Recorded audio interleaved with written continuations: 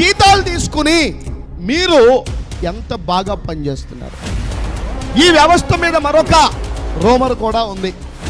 ఆ విషయాన్ని చెప్తే ఇంకా చచ్చిపోతారేమో. ఏంటి దౌర్భాగ్యం? ఇంకెక్కడ న్యాయం జరుగుద్ది? ఇంకెక్కడ మేలు జరుగుద్ది? ఇది మాట్లాడితే పరపక్షం వాడు మన పక్షం వాడు కాదు, మనకు సంబంధం లేదు, వీడు మాట్లాడే మాటలో అసలు సత్యమే లేదు అని అంటారా? నీ వ్యవస్థల్లో లోపాలకు సంబంధించిన బోల్డ్ అంత డేటా నేను కలెక్ట్ చేసి దగ్గర పెట్టుకున్నాను. రండి, ఎవరు డిబేట్కి వస్తారు, కూర్చుందాం.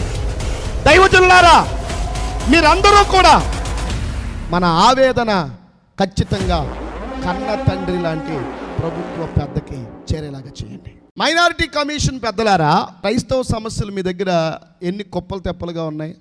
మీరు ఎన్ని సమస్యలకి పరిష్కారాన్ని చూపించగలిగారు? మీరు పదవి తీసుకున్నటువంటి ఈ 5 సంవత్సరాల కాలంలో ఎన్ని సమస్యలు మీ దగ్గరికి వస్తే ఎన్ని సమస్యలకు పరిష్కారాన్ని మీరు చూపించారు? చెప్పండి. పెండింగ్లో ఉన్నటువంటి సమస్యలు ఎన్ని? ఈ వ్యవస్థ మీద మరొక రోమర్ కూడా ఉంది. ఆ విషయాన్ని చెప్తే ఇంకా చచ్చిపోతారేమో. ఈరోజు దేవుడు మనల్ని ఒక గౌరవప్రదమైనటువంటి స్థానంలో ఉంచాడు అంటే వ్యవస్థ కొరకు అంకిత భావంతో పనిచేయడం కోసమే దేవుడు మనల్ని ఆ గౌరవప్రదమైన స్థానంలో పెట్టాడు. పనిచేయండి. సమస్య మీ దగ్గరికి వచ్చినప్పుడు సానుకూలంగా స్పందించండి, కలవండి, వెళ్ళి ఆ సేవకుడితో మాట్లాడండి, అక్కడున్న పరిస్థితి ఏంటో తెలుసుకోండి. ఇదే కదా మీరు మాకిచ్చే ధైర్యం. ఈ ధైర్యాన్ని కదా మేము మీ దగ్గర నుంచి కోరుకుంటుంది. ఇంకేమైనా మేము ఏమైనా కోరుకుంటున్నామా? మీ ఆస్తులు ఏమైనా రాసిమంటున్నాం? మేము క్రిస్టియన్ మైనారిటీ కమిషన్ నుండి వచ్చేటటువంటి జీతభత్యాల లెక్కలేమో మేమైనా అడుగుతున్నామా? మీరు మైనారిటీ కమిషన్లో ఉండి జీతాలు తీసుకుంటున్నారు, క్రిస్టియన్ కార్పొరేషన్లో ఉండి జీతాలు తీసుకుంటున్నారు. జీతాలు తీసుకుని మీరు ఎంత బాగా పనిచేస్తున్నారు వ్యవస్థ కోసం. మీరు ఎందుకు జీతాలు తీసుకుంటున్నారు? వ్యవస్థను ఉద్ధరించడానికే కదా. క్రిస్టియన్ కార్పొరేషన్ కూడా నేను అడుగుతున్నా, పెద్దలు నేను అడుగుతున్నా, నా మనవి ఒకసారి ఆలోచించండి. నేను అడిగినటువంటి ప్రశ్నకు మీ దగ్గర సమాధానం ఉందా ఒకసారి ఆలోచించండి. వాస్తవానికి క్రైస్తవులందరూ తెలుసుకోవాలి ఈ విషయం. క్రిస్టియన్ మైనారిటీ కార్పొరేషన్ గురించి నేను ఒక విషయం చెప్తున్నాను. నేను తప్పు మాట్లాడితే నిలదీయండి, లేదా డిబేట్ పెట్టండి, డిబేట్కి వస్తాం. మీరు ఎన్ని మంచి కార్యక్రమాలు చేశారు, మీ వ్యవస్థ ద్వారా మీరు ఎంతమందికి ప్రయోజనకరంగా మారారు, డిబేట్ పెట్టండి. క్రిస్టియన్ మైనారిటీ కార్పొరేషన్ని ప్రభుత్వం ఎందుకు ఏర్పాటు చేసింది? మీ వ్యవస్థ ద్వారా జరిగే మంచి ఏదైతే ఉందో ఆ మంచి క్రైస్తవ్యం దగ్గరికి తీసుకెళ్ళాలి కదా. ఈరోజు నేను ఒక ప్రశ్న వేస్తున్నాను. క్రిస్టియన్ మైనారిటీ కార్పొరేషన్లో 13 మంది డైరెక్టర్లు, ఈ 13 మంది డైరెక్టర్లని నియమించుకోవలసినటువంటి కార్పొరేషన్లో ఎంతమంది ఉన్నారండి సభ్యులు? 7 ఉన్నారు. మిగతా 6 మీరు ఎందుకు ఫుల్ఫిల్ చేయలేదు? మిగతా 6 మీరు ఫుల్ఫిల్ చేసుంటే వ్యవస్థకి ఇంకా మంచి ప్రయోజనం చేకూర్చబడేటటువంటి కార్యాచరణ జరుగుద్ది కదా. మీరు ఎందుకు ఫుల్ఫిల్ చేయలేకపోయారు? అసలు క్రిస్టియన్ మైనారిటీ కార్పొరేషన్లో ఏ జిల్లా నుండి ఎవరెవరు ప్రాతినిధ్యం వహిస్తున్నారన్న సమాచారం కూడా నేటి క్రైస్తవులకు తెలియదన్న విషయం తెలుసా? క్రైస్తవులారా, మీకు తెలుసా? ఈ ప్రశ్నకి నిజంగా సమాధానం తెలిసిన వాళ్ళు చెప్పండి. క్రైస్తవులు కూడా ఈ విషయంలో దయచేసి మీరు మౌనంగా ఉండకూడదండి. ఏ జిల్లాకి ఏ డైరెక్టర్ ఉన్నాడో మీకు తెలుసా? పశ్చిమ గోదావరి జిల్లా డైరెక్టర్ ఎవరో తెలుసా? Christian minority corporation director. అలా ఏలూరు జిల్లా డైరెక్టరు, అలా కృష్ణా జిల్లా డైరెక్టరు, అలా ప్రకాశం జిల్లా డైరెక్టరు, నంద్యాల జిల్లా డైరెక్టరు. ఈ డైరెక్టర్లు అందరూ కూడా క్రైస్తవులకు ఎంత దగ్గరగా ఉంటున్నారు? క్రైస్తవులు అంటే ఎస్సీ కమ్యూనిటీ నుండి యేసు ప్రభువుని నమ్మిన వారిని మాత్రమే క్రైస్తవులుగా చూడబాకండి. వారికంటే అత్యధిక శాతంలో ఈ రాష్ట్రంలో అదర్ కమ్యూనిటీస్ నుండి ప్రభు అయిన యేసుక్రీస్తును స్వరక్షకుడిగా అంగీకరించినటువంటి వారు లక్షలాది మంది ఉన్నారు.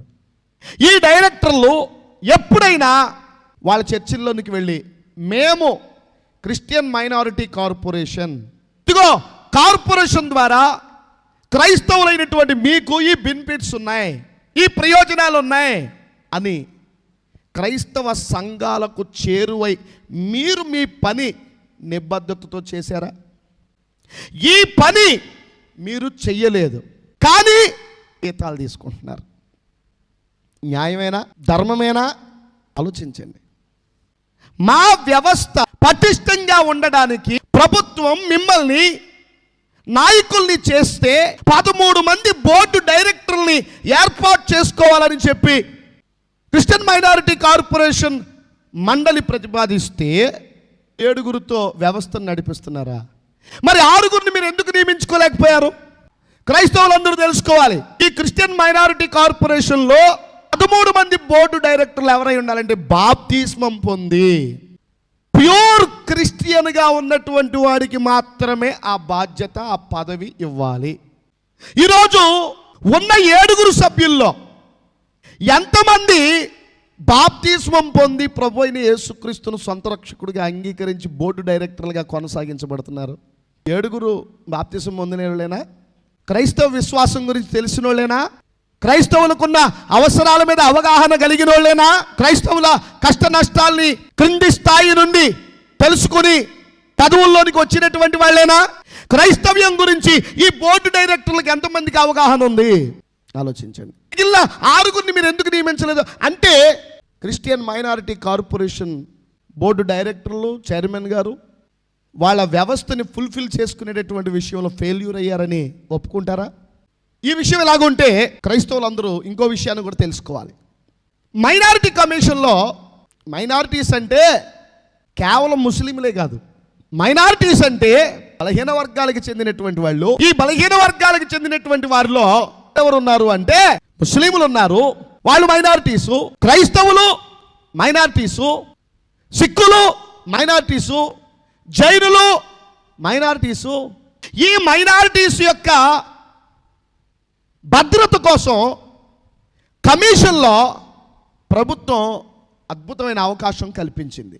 ఏమిటి ఆ అవకాశం అంటే ముస్లింలకి 3 పదవులు కమిషన్లో, క్రైస్తవులకి 2 పదవులు కమిషన్లో, సిక్కులకు 1, జైనులకు 1.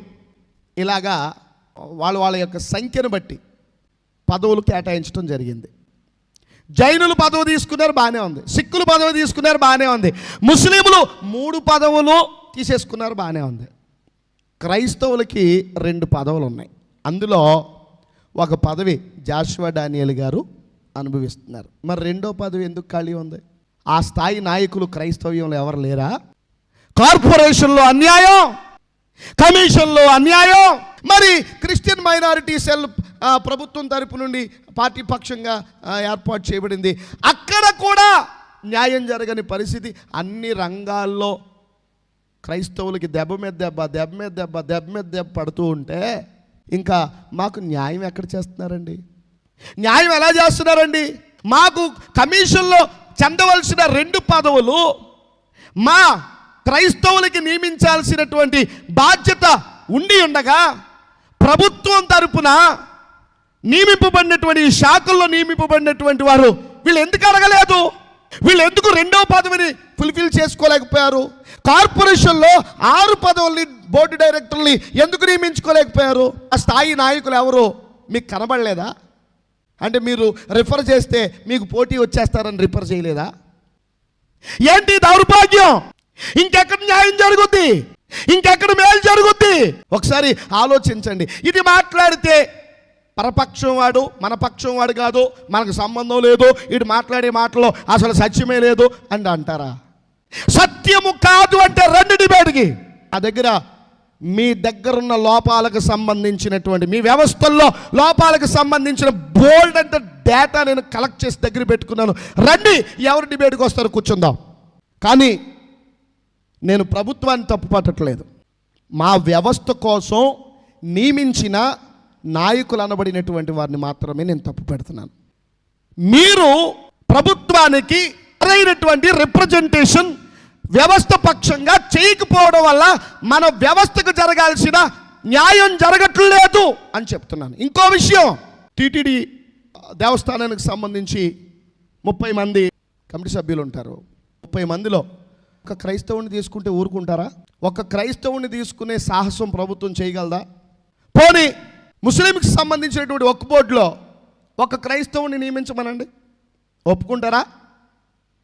మరి మాకు కేటాయించిన పదవుల్లో మీరు మా వాళ్ళను కాకుండా, క్రిస్టియన్స్ని కాకుండా, మారు మనసు పొంది బాప్తిసం పొందినటువంటి వారిని కాకుండా, మా వ్యవస్థ మీద, మా కష్టం మీద, మా నష్టం మీద, మా బాధ మీద, మా ఇబ్బందుల మీద అవగాహన ఉన్నటువంటి వాళ్ళని కాకుండా, అసలు క్రైస్తవ్యం అంటే ఏంటో తెలియని వాళ్ళని తీసుకొచ్చి ఆ పదవుల్లో కూర్చోబెడితే మాకేం న్యాయం జరుగుద్దండి? ఆలోచించండి. పోనీ నేను చాలా పెద్ద నాయకుడిని అని చెప్పుకుంటున్నారు కదా క్రైస్తవ నాయకులారా, మరి మీకెందుకు అంత విఘ్నత లేకుండా పోతుంది? మీరు ఎందుకు అడగలేకపోతున్నారు? మీరెందుకు ఆ స్థానాన్ని భర్తీ చేసుకోలేకపోతున్నారు? ఇలా అడిగితే తప్పు, అడగకూడదు, అంతే. చెవిలో క్యారెట్లు పెట్టుకోవాలి, కళ్ళకు గంతలు కట్టుకోవాలి, 2 చిరతలు పట్టుకుని మీ ముందు భజన చేస్తూ ఉండాలి. ఇదే కదా మీరు కోరుకుంటుంది? కానీ అందరూ అలా ఉండలేరు. ప్రశ్నిస్తారు. ప్రశ్నిస్తే జవాబు వ్యవస్థలో ఉన్న నాయకులే చెప్పాలి. ఈ ప్రశ్నల్ని నిజంగా బాధ్యత ఉన్నటువంటి వాళ్ళైతే, క్రైస్తవ్యంలో ఎంతటి దారుణమైనటువంటి వెనకబాటుతనం జరుగుతూ ఉంది, ప్రభుత్వ పదవుల్లో కూడా సరైన సముచితమైనటువంటి స్థానం క్రైస్తవ్యానికి జరగట్లేదు అని బాధ, భారం, బాధ్యత ఉన్న వాళ్ళైతే ఈ వీడియో ప్రభుత్వ పెద్దల దాకా చేరేలాగా షేర్ చేయండి. నిజంగా మీరు బాధ్యత గల క్రైస్తవులైతే, నిజంగా మీకు కసి, మంట, వ్యవస్థకు అన్యాయం జరుగుతుందన్న భారం కనుక మీ గుండెల్లో ఉంటే, మీరు నిజమైన క్రైస్తవులైతే షేర్ చేయండి. ఖచ్చితంగా మన ఆవేదన కన్న తండ్రి లాంటి ప్రభుత్వానికి చెప్పుకోకపోతే ఎవరికి చెప్పుకుంటామండి? కన్న తల్లి లాంటి ప్రభుత్వ అధికారుల ముందు పెట్టకపోతే ఎవరి ముందు పెడతామండి? కన్న తండ్రి ప్రభుత్వ పాలకుడైతే, కన్న తల్లి ప్రభుత్వ అధికారులు జీవోల్ని, ఆ తర్వాత అధికారిక కార్యక్రమాల్ని అమలు చేసేటటువంటి వ్యక్తులు వాళ్ళు ప్రభుత్వ అధికారులు, కన్న తల్లి లాంటి వాళ్ళు. మనం వాళ్ళకి చెప్పుకోకపోతే ఎవరికి చెప్పుకుంటాం? మన అన్నదమ్ములు లాంటి వాళ్ళు, మన అక్క చెల్లెలు లాంటి వాళ్ళు, వీళ్ళు ఎలాగో మనకు న్యాయం చేయరు. ఎందుకంటే తమ్ముడికి తెలియకుండా అన్నయ్య కొట్టేద్దాం అనుకుంటాడు, అన్నకి తెలియకుండా తమ్ముడు కొట్టేద్దాం అనుకుంటాడు, అక్కకి తెలియకుండా చెల్లి కొట్టేద్దాం అనుకుంటాడు, చెల్లికి తెలియకుండా అక్క కొట్టేద్దాం అనుకుంటుంది. కానీ తల్లికి, తండ్రికి, పిల్లలకి సమానంగా పంచి ఇవ్వాలనే బాధ్యతతో ఉంటూ ఉంటారు కదా. మన అన్నదమ్ముల్లో ద్వేషాలు, విభేదాలు ఉంటాయి, కానీ కన్న తల్లిదండ్రుల ప్రేమ సమానంగా ఉంటుంది. అందుకే దైవజనులారా, మీరందరూ కూడా మన ఆవేదన ఖచ్చితంగా కన్న తండ్రి లాంటి ప్రభుత్వ పెద్దకి చేరేలాగా చేయండి. కన్న తల్లి లాంటి అధికారుల దగ్గరకు కూడా ఈ విషయాలు చేరేలాగా చేయండి. రాబోయే గవర్నమెంట్లో అయినా మంచి జరుగుద్దని ఆశిద్దాం. దేవుడి మాటలు దీవించును గాక.